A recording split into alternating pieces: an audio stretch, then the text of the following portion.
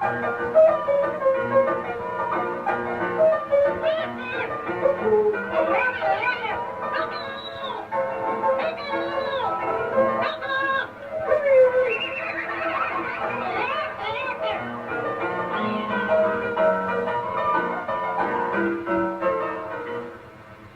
Punch had broken into society and had become a familiar figure in the most aristocratic of interiors.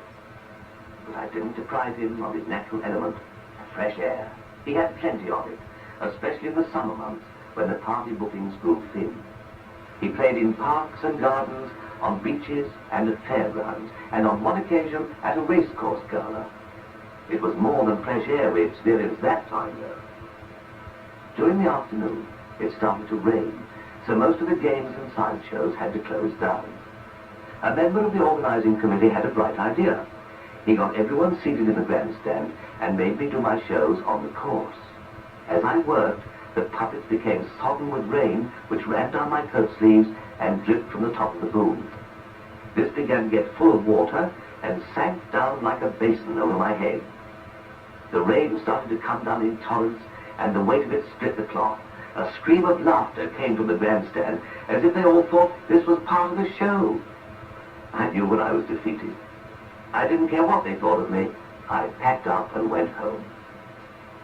The committee decided that as I hadn't completed the show, I should only get half the fee. And no matter what I said, they wouldn't budge. They just didn't care if my puppets and booth were ruined or not. They'd engaged the Punch and Judy show, and it hadn't been given. As I had no one on my side, I had to pocket the half fee and go. I may not be very good at inspiring pity, but I've known other Punch men who've excelled at it. One summer, I was engaged for a big children's treat in a park. 6 Punch and Judy shows were spread round the grounds and gave performances at different times during the day. I arrived early, and after I'd fitted up, I strolled round to see the other performers. One of them was known to be very fond of the bottle. He arrived late and had forgotten the canvas surround of his booth. "What are you going to do?" I asked him. "It's all right, mate," he said. "I've been in worse situations than this."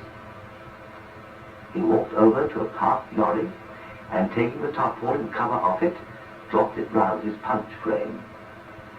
When he unpacked his puppets, I'd never seen such a mess. There was no paint on their faces, the dresses were all torn, and Mr. Punch himself had a big nail sticking up in the middle of his face where the nose had been knocked off. When it was announced that the committee were coming round to see each show, I thought he'd had it. "You'll never get away with that," I told him. "Ha, that's what you think, mate." He laughed. "I'll do better today than any of you. You watch." As we stood there watching, he started up his show, and we saw the dilapidated Punch looking over the tarpaulin. "Now, children," called out Punch, "we'll have a little game. Will you play with me?" "Yes," shouted all the children. "I want you to push my house down," continued Punch. "Come on. 1, 2, 3, push!" All the children started to push, and in a few minutes the show was completely smashed to pieces. The old showman picked up the broken Punch and walked over to the committee who'd arrived on the scene. "Look what the kids have done," he said. "They've smashed up the whole show and my living's gone." He had tears in his eyes as he spoke. The committee men were touched by his story and the heap of splintered wood that had once been a Punch and Judy show. To console him, they took him to the refreshment tent and bought him a drink. And I heard afterwards that not only did he get his fee, but they gave him money to buy a new show and puppets. Still answering the call of the great outdoors, I decided one year to present the show at a local fair. I'd learned by my earlier mistakes and took a collector with me. There was no shortage of spectators, and I did continuous shows all day. The bottler reported that we were doing very well, so there was nothing to grumble about. Then, round about tea time, a rather sinister man put his head in at the back curtain. "I've been watching your show all day, he said. And I don't think the comedy bit with a man in the coffin is doing my business any good. Well, how can my show have any effect upon your business? I asked. He led me out of the booth and pointed to the sign above his shop, which was just behind my pitch. It read, W.J. Walker, Undertaker. In those days, the fairs were full of freak shows, and people queued up to gape at giants, midgets, five-legged sheep, bearded ladies, and men tattooed like Victorian Valentine cards. The more far-fetched freaks, like the mermaids and monsters, were usually made out of papier-mâché. I myself have made several such models for various showmen. One figure that I made, in the form of a winged demon, was taken round the fairs as the mummy of a man from Mars. Another time, I made a couple of life-size skeletons for a fairground ghost train ride. The showman's son called for them, but I had no paper to wrap them in. "There, that's all right," he said. "I'll take them as they are." I saw him to the door, and he walked off with a skeleton under each arm and waited at the tram stop, which happened to be by the gates of a cemetery. He received some strange looks from the passers-by, who no doubt thought he was one of the old resurrection men and had done them up to sell to the medical profession. Maybe the seaside was Punch's real home, though even there you meet some strange characters.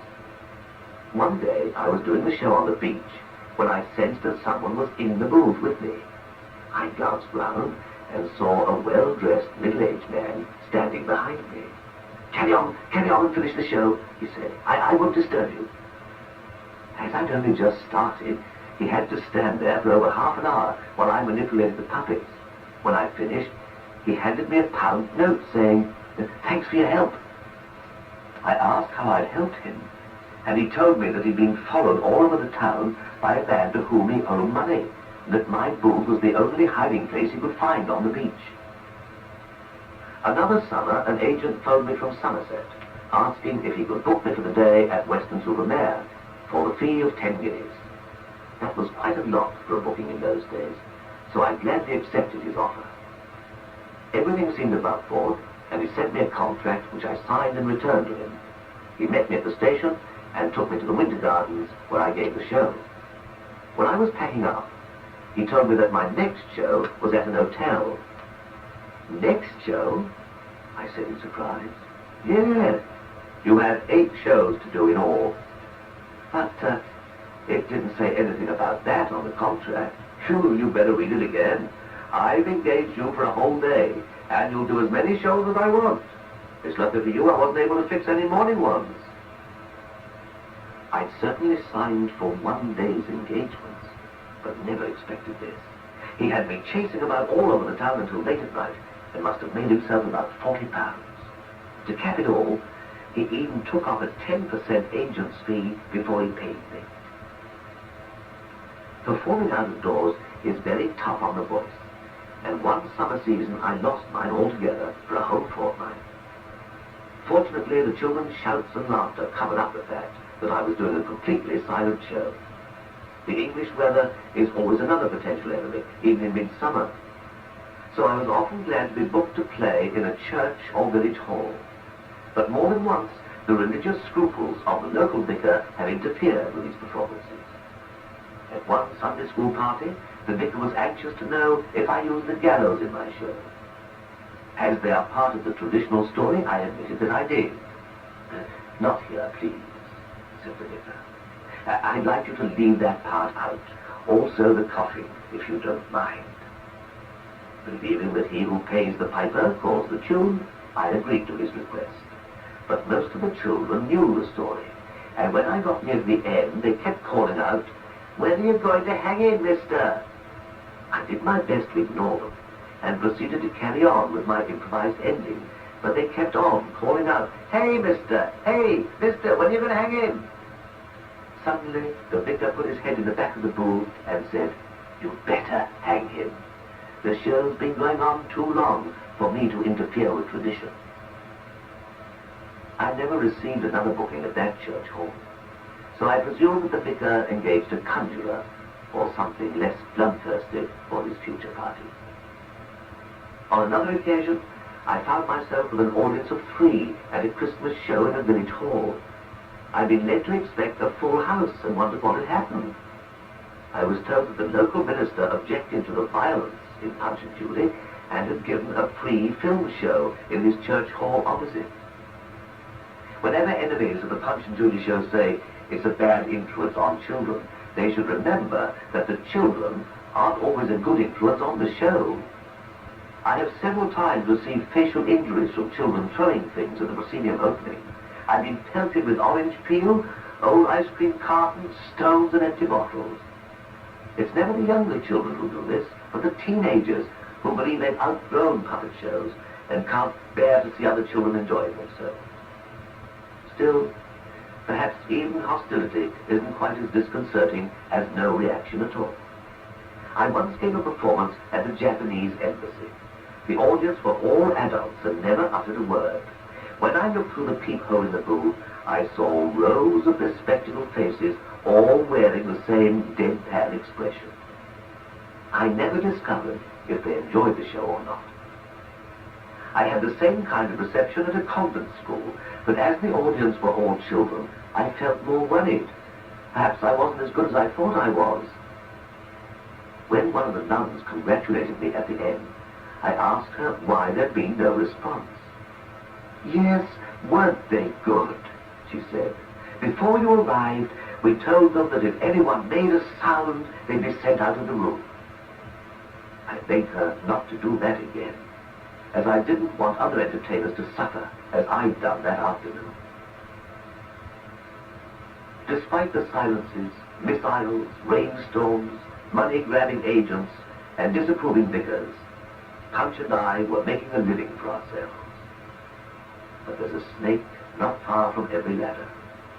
This one had a Charlie Chaplin moustache and was called Hitler. I wasn't allowed to finish my summer season, let alone embark on any winter engagements. Britain was at war, and all the children were being evacuated. For the time being, Mr. Punch's adventures had come to an end.